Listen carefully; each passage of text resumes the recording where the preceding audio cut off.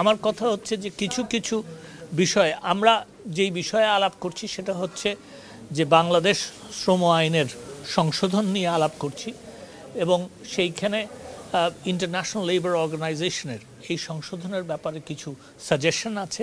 সেই সাজেশন কতটা আমাদের দেশের স্বার্থে যৌক্তিক সেটা নিয়ে আলাপ আলোচনা হচ্ছে এবং আমরা কোনটা গ্রহণ করতে পারবো কোনটা গ্রহণ করতে পারবো না সেগুলি নিয়েও বিস্তারিত আলোচনা হচ্ছে।